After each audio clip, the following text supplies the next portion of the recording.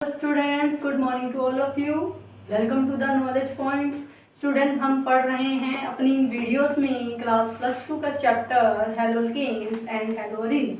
Students, हम अपनी continuous videos में पढ़ रहे हैं methods of preparation of haloalkanes. हमने अल्कोहल से हेलोल्केन बनाना सीख लिया, एल्केन से, एल्कीन से हमने ये सभी यूज़ करके हेलोल्केन्स कैसे बनते हैं सब पढ़ लिया। अब हम करेंगे आज मोस्ट इंपॉर्टेंट रिएक्शन जिसका नाम है हंस-डिक्कर रिएक्शन। इस रिएक्शन का नाम है हंस-डिक्कर रिएक्शन। इसे बोरोडी हंस-डिक्कर रिएक्शन के नाम से भी जाना जाता है। ठीक है, और ये रिएक्शन क्या है इसके बारे में मैंने काफ़ी कुछ यहाँ लिखा हुआ है, और ये रिएक्शन कैसे होगी, इसका मैकेनिज्म क्या होगा, आज हम बहुत सारा कुछ इसके अंदर पढ़ेंगे। मेनली आज का मेरा टॉपिक ही हंस-डिक्कर रिएक्शन पर है। हंस-डिक्कर रिएक्शन करने के लिए भी कौन कौन सी कंडीशन लेके चलनी पड़ती हैं, हंस-डिक्कर रिएक्शन करने के लिए क्या क्या रिक्वायरमेंट है, और उसका मैकेनिज्म को कौन कौन सपोर्ट करता है, ये हम इसके अंदर पढ़ेंगे। तो हंस-डिक्कर रिएक्शन क्या है, क्या लिखा हुआ students? Hunsdiecker reaction is a chemical reaction that involves the silver salt of carboxylic acid. Silver salt of carboxylic acid, ये देखिए ये वाला, मान लीजिए मैंने यहाँ पे R ले लिया, C carboxylic acid OAG।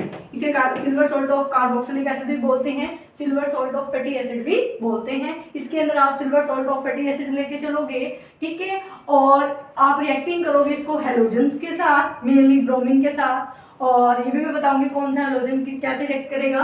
Halogens to form and unstable intermediate. जब आपका हेलोजन फर्स्ट स्टेप में रिएक्ट करेगा silver salt of fatty acid के साथ, एक अनस्टेबल इंटरमीडिएट बनेगा जो अंडरगो करेगा, which further undergo decarboxylation. Decarboxylation का मतलब क्या होता है, मीन्स रिमूवल होगा CO2 का, इसमें से डीकार्बोक्सिलेशन होगा एंड थर्मली, ठीक है, थर्मली डीकार्बोक्सिलेशन होगा, और क्या होगी, डीहेलोजिनेशन। क्या होगी, डीहेलोजिनेशन, ठीक है, डीहेलोजिनेशन, सॉरी हेलोजिनेशन होगी, डीहेलोजिनेशन, हेलोजन ऐड होगा तो क्या होगी, halogenation and take place so that the final product is known as the alkyl halides. हम method preparation of alkyl halides या हेलोल्केन्स कर रहे हैं, जिसका एक मोस्ट इंपोर्टेंट रिएक्शन है हंस-डिक्कर रिएक्शन, जो aliphatic as well as aromatic haloalkane बनाने में हमारी हेल्प करता है। जो हंस-डिक्कर रिएक्शन क्या कहती है, हम silver salt of fatty acid लेकर चलेंगे या फिर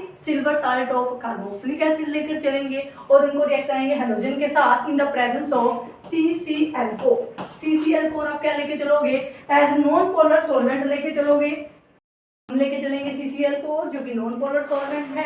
अब क्या लिखो, RCOOAG, आप ये ले लीजिए silver salt of fatty acid, ठीक है। यहाँ पर ये वाला O डबल बॉन्डेड होगा, ये सिंगल है, और ये आयनिक बॉन्ड होगा, ठीक है स्टूडेंट्स, क्योंकि ये मेटल है, ये नॉन मेटल है, इन दोनों में जो कॉम्बिनेशन होगी आयनिक बॉन्ड के नेचर की होगी। और इसके अंदर आप डाल दीजिए Br2 और डाल दीजिए CCl4, और आपने ध्यान रखना है हीट भी करना है और रिफ्लक्सिंग भी करनी है। रिफ्लक्सिंग मैंने बताया था, जब हम हीट करते हैं तो साथ में कंडेंसर लगा देते हैं, तो रिफ्लक्सिंग करके आपके पास क्या बनेगा, देखिए क्या क्या बनेगा, RBr, दो Br के मॉलिक्यूल हैं, जिसमें से एक R इस Br इस R के साथ अटैच हो जाएगा, RBr, और प्लस बनेगी CO2 और प्लस बनेगी AgB, ठीक है स्टूडेंट्स, ये R है।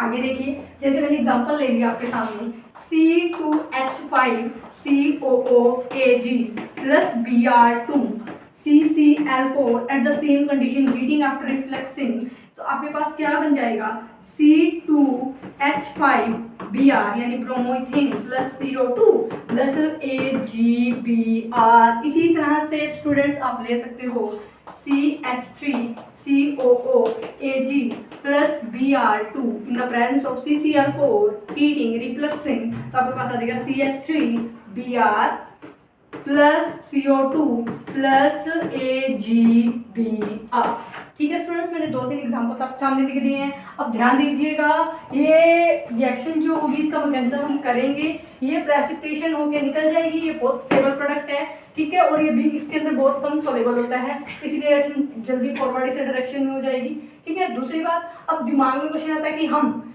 ये बनाएंगे कैसे, ये बनाओगे कैसे, आप इसे कैसे बना सकते हो, ये देखिए मैं इसको इरेज कर देती हूँ, पहले आप इसका स्क्रीनशॉट ले लो, ठीक है। अब देखो, अब मैं इसे इरेज कर रही हूँ। अब देखिए आप इसे बना कैसे सकते हो। अगर आप इसे बनाना चाहते हो, इसे RCOOAG को तो सिंपल कार्बोक्सिलिक एसिड ले लीजिए RCOOH, चाहे आप यहाँ पे अराइल ग्रुप ले लीजिए। पहले हम हेलोल्केन बना रहे हैं सिंपल, तो आप एलिफेटिक कोई भी ग्रुप चेन ले लीजिए कार्बोक्सिलिक एसिड की, और इसके अंदर आप क्या डालोगे, या तो डालो Ag2O सिल्वर ऑक्साइड, या डाल दीजिए AgOH, ये क्या होता है बेस, और ये क्या है आपका एसिड, यहाँ लिख देती हूँ मैं, ये AgOH, ठीक है, और ये क्या आपका बेस। तो एसिड और जब बेस आपस में रिएक्ट करवाते हैं तो क्या बनता है, क्या निकलता है वाटर, और निकल जाता है सॉल्ट, ठीक है। तो कौन सा सॉल्ट निकलेगा, RCOOAG। ध्यान दीजिएगा यहाँ नेगेटिव चार्ज है, ये पॉजिटिव, और ये आयनिक बॉन्ड बना हुआ है, ठीक है। तो आप इस तरह से ये बना सकते हो, इस तरह से आप silver salt of fatty acid बनाकर फिर आप अपने ब्रोमिनेशन कर सकते हो, ब्रोमीन ऐड कर सकते हो।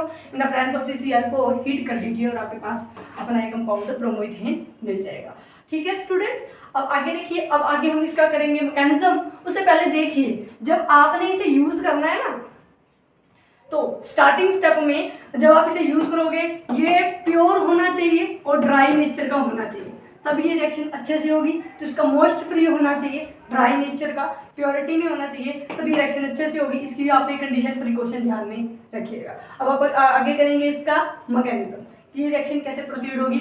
एलिफेटिक के लिए भी करेंगे और एरोमेटिक के लिए भी। अनस्टेडी का रिएक्शन मेनली एरोमेटिक हेलोल्केन बनाने के लिए यूज की जाती है। हेलो मतलब कि एरोमेटिक कंपाउंड बनाने जब हेलोजेंस के, तब यूज की जाती है, ठीक है, एलीन्स बनाने के लिए। और लेकिन यहाँ पर से एलिफेटिक हेलोल्केन बनाने के लिए भी यूज कर सकते हो एरोमेटिक के साथ साथ, ठीक है। कौन से केस में करोगे ये मैं सभी आपको बताती हूँ, पहले इतना स्क्रीनशॉट ले लीजिए, ठीक है। अब आगे देखो, अब इसका क्या मैकेनिज्म देखिए स्टूडेंट्स। अब हम करेंगे हंसडी का रिएक्शन का मैकेनिज्म, जिसका मैंने आपके सामने इनिशिएशन स्टेप जो अच्छे से समझना है हमें, उसके बारे में लिखा हुआ है, और वो कैसे होगा वो बताऊंगी, फिर आपको प्रोपगेशन स्टेप के बारे में बताएंगे, और फिर होगा टर्मिनेशन। तो इनिशिएशन स्टेप क्या है, सबसे पहले क्या होगा, मेरा ब्रोमीन, ये जो लिखा हुआ है ना मैं वही बता रही हूँ। आप क्या लेके चलोगे, CH3, जैसे मैंने R ले लीजिए, RCOOAG। मैंने आपको भी क्या बताया था, ये नेगेटिव और ये पॉजिटिव, और ये कैसा है, आयनिक बॉन्ड है। आयनिक बॉन्ड का नेचर कैसा होता है, आयनिक नेचर, पोलर नेचर होता है। तो पोलर नेचर होने की वजह से ये ब्रोमीन जो मेरा मॉलिक्यूल है, इसे क्या करवा देगा, इसका पोलराइजेशन करवा देगा, ठीक है। इसे पोलराइज करवा देगा, जिसकी वजह से पार्शियल पॉजिटिव चार्ज आ जाएगा, इसके ऊपर पार्शियल नेगेटिव चार्ज आ जाएगा। अब पार्शियल पॉजिटिव, क्योंकि इसकी वजह से, इसकी पोलराइजेशन की वजह से इनके ऊपर पार्शियल पॉजिटिव और पार्शियल नेगेटिव चार्ज आ जाएगा, जिसकी वजह से ये बॉन्ड ब्रेक हो जाएगा, और आपके पास क्या निकलेगा, ये देखिए AgBr निकल जाएगा, और आपके पास बनेगा AgBr, एक तो ये Ag और Br कंबाइन करके, ठीक है, और आपके पास बनेगा RC डबल बॉन्ड O और Br, इसे बोलते हैं असाइल हाइपोब्रोमाइड, ठीक है, असाइल हाइपोब्रोमाइड, ये लिखा हुआ है आपके सामने, यही मैंने लिखा हुआ है। Bromine molecule can react with silver carboxylate, ये सिल्वर कार्बोक्सिलेट बोल सकते हो, या silver salt of fatty acid बोल सकते हो। जब इसके साथ रिएक्ट करेगा तो हमारे पास ये बहुत स्टेबल प्रोडक्ट है AgBr, और ये CCl4 मैंने लिया है, अभी इसने कुछ नहीं किया, हीटिंग भी करेंगे, जो फ्री रेडिकल बनाने के लिए करेंगे। सबसे पहले AgBr है वो इसके अंदर इनसोलेबल है, इसलिए डायरेक्टली प्रेसिपिटेट की फॉर्म में निकल जाएगा, वो ये लाइन लिखी हुई, extremely poorly soluble and stable AgBr, ये प्रेसिपिटेट होकर निकल जाएगा, और आपके पास बनेगा ये एसाइल हाइपोब्रोमाइड।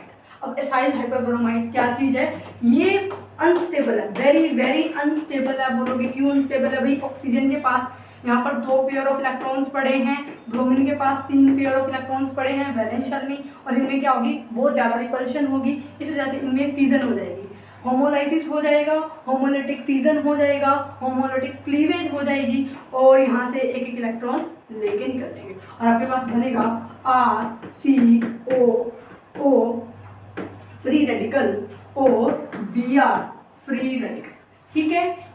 ये आपके पास ये जो आपका असाइल हाइपोब्रोमाइड है बहुत ज़्यादा वीक है, यहाँ पे O और Br का बॉन्ड बहुत ज़्यादा वीक है, इसकी वजह से डिकम्पोज हो जाएगा, और आपके पास असाइल फ्री रेडिकल मिल जाएगा। क्या मिल जाएगा, असाइल फ्री रेडिकल, ठीक है स्टूडेंट्स, असाइल फ्री रेडिकल निकल गया आपके पास। अब आप करेंगे नेक्स्ट प्रोपगेशन स्टेप, यहाँ तक पहले आप स्क्रीनशॉट ले लीजिए, ठीक है, अब नेक्स्ट स्टार्ट करते हैं हम प्रोपगेशन स्टेप की। हम आगे इसका प्रोपगेट कैसे करेंगे, तो मैं ये वाली चीज़ मिटो रही हूँ। प्रोपगेशन स्टेप में क्या होगा वो मैं आपको बताती हूँ। प्रोपगेशन में आप जानते हो इसे चेन प्रोपगेशन स्टेप भी बोलते हो।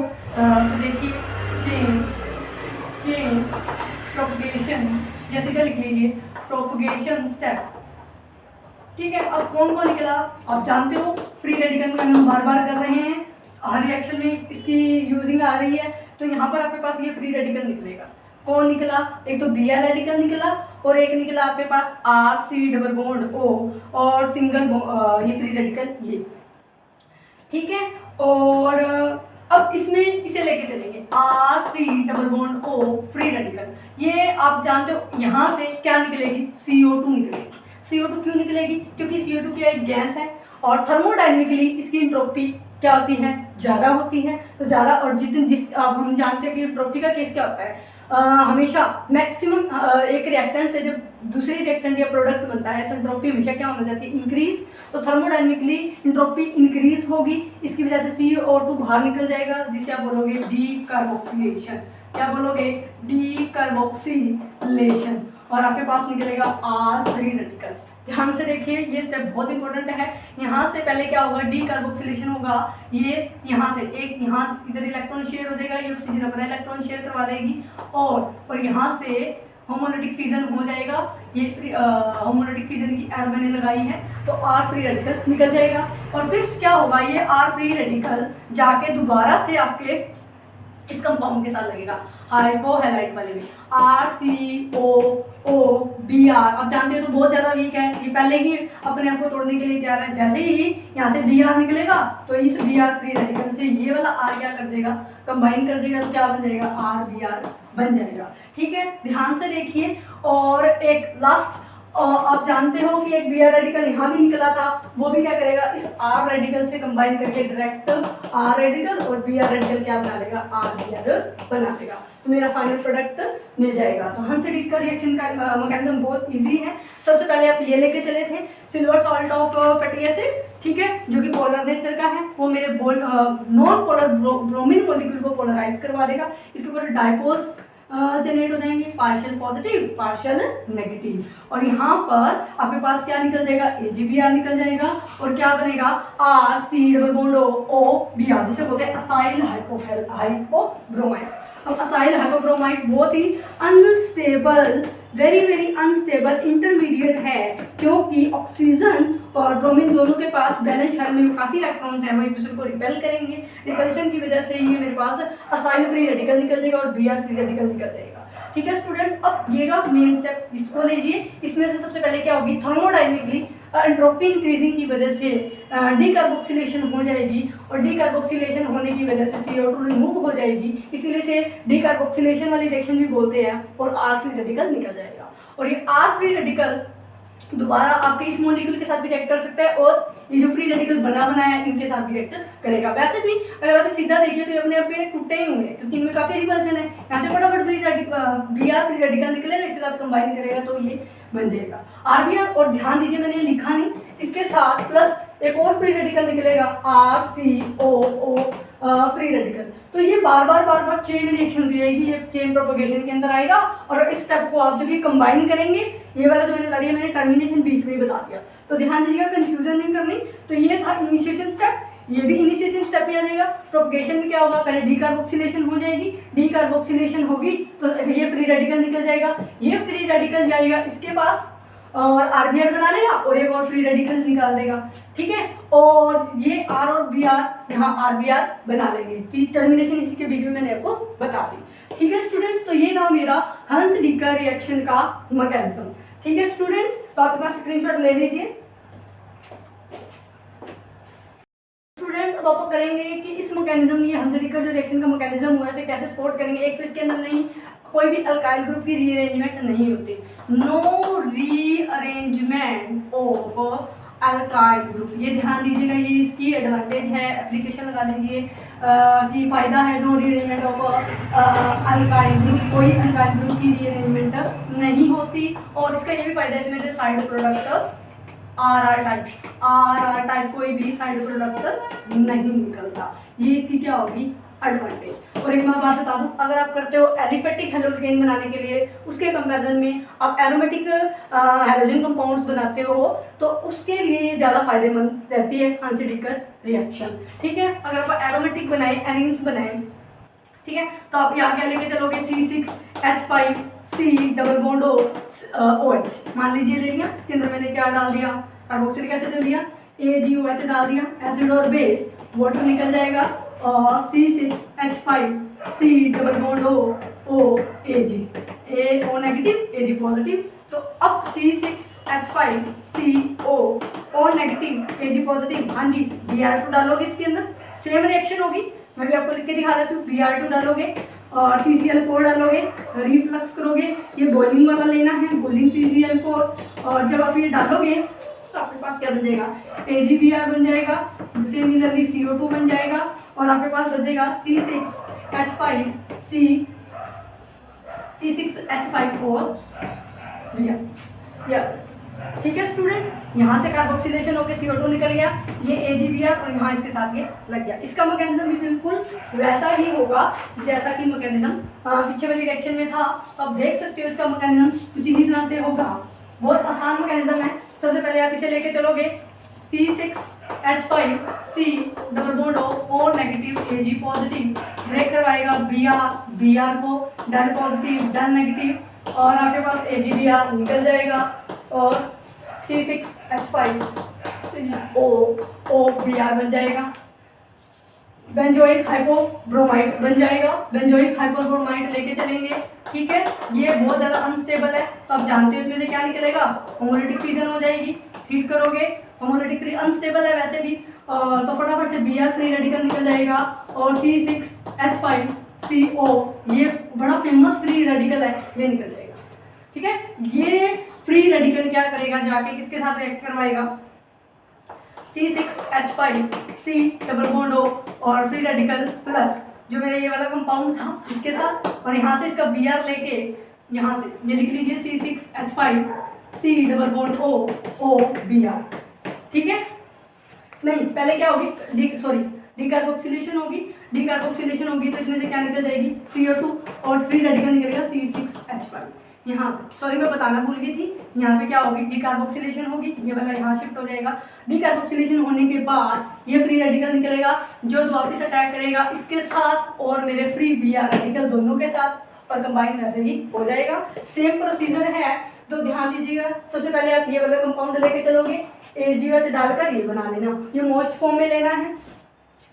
ठीक है, ये वाला, तो यहाँ पर आप CCl4 डालोगे, बॉइलिंग CCl4 में रिफ्लेक्सिंग करवा दोगे, AgBr ये मैंने पूरी रिएक्शन की दिखा रखी है, मैकेनिज्म में ये लेके चले, यहाँ पर क्या हो जाएगा, पोलराइजेशन हो जाएगी इसकी, और AgBr निकल जाएगा, और ये वाला बेंजोइक हाइपोब्रोमाइड बन जाएगा। बेंजोइक हाइपोब्रोमाइड की क्लीवेज हो जाएगी, होमोलिटिक क्लीवेज हो जाएगी, और Br फ्री रेडिकल और ये निकल जाएगा। ये मैं आपको बताना भूल गई थी, तो दोबारा बता रही हूँ, इसमें से CO2 पहले होगा रिलीज, इसलिए इसे डिकार्बोक्सिलेशन रिएक्शन बोलते हैं, और फिर क्या बनेगा, ये वाला फ्री रेडिकल निकलेगा, और जो वापस जाएगा इसी के पास, इसी से ब्रोमीन लेगा और फाइनल प्रोडक्ट ये वाला बना लेगा, और जो ये Br फ्री रेडिकल पड़ा है इसके साथ भी कंबाइन करके ये प्रोडक्ट बना लेगा, तो मेजर प्रोडक्ट ये बन जाएगा। तो स्टूडेंट्स ये थी मेरी हेलोएरिन्स बनाने के लिए हांसी डिकर रिएक्शन का मैकेनिज्म, तो आप इसका स्क्रीनशॉट ले सकते हो।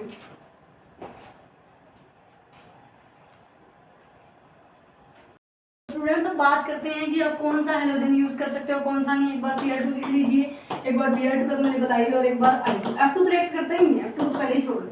Cl2 Br2 I2, Br2 ने कर लिया, बाहर आएगी Cl2 की और I2 की।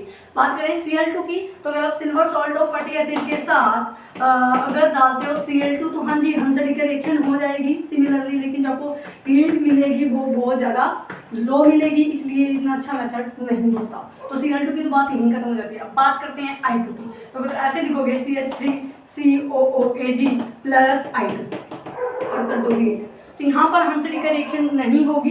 ठीक है, होगी एक कंडीशन है, अगर आप इनका रेशो क्या ले लेते हो, 1:1 ले लेते हो। कुछ बुक्स में लिखा हुआ है कि ये रिएक्शन होती ही नहीं, हो जाती है, लेकिन अगर आपको कंडीशन ये है कि आप इसका रेशो 1:1 लो होगा, इसका और इसका। अगर आप रेशियो लेते हो 2:1, तो स्टूडेंट्स में क्या बनेगा, इनमें मिलेगा आपको एस्टर। तो आप इसके 2 मॉलिक्यूल ले लीजिए, ठीक है, इसके 2 मॉलिक्यूल लेके चलोगे और यहाँ पर ले लीजिए 2I2। तो आप देखोगे आपके पास, इसे मैं कुछ इस तरह से लिख देती हूँ, 2 मॉलिक्यूल ले रही हूँ ना, यहाँ पर लिख दीजिए CH3COOAG, उसे खोल के लिख दीजिए C double bond OO, negative Ag positive, और यहाँ पर तो ये जो Ag है ये वाले Ag टूट जाएंगे और आपके पास क्या निकल जाएगा 2Agi, पहली बात। और यहाँ से ये CO2 निकल जाएगा और एज इट इज रिमूव हो जाएगा और बाकी वाला कंपाउंड इसके साथ लग जाएगा, तो क्या बन जाएगा CH3 C double bond O और क्या बन जाएगा CH3, ये बन जाएगा मेरा एस्टर। ठीक है, यही होता है एस्टर। तो आपके पास एस्टर मिल जाएगा रादर देन आपको क्या मिलना था हेलोजन। ठीक है, तो वो नहीं मिला, ये थी, इसे बोलते हैं। तो इस तरह से इस रिएक्शन का क्या नाम होगा, इस रिएक्शन का नाम होगा बिरेनबॉम-सिमोनीनी रिएक्शन।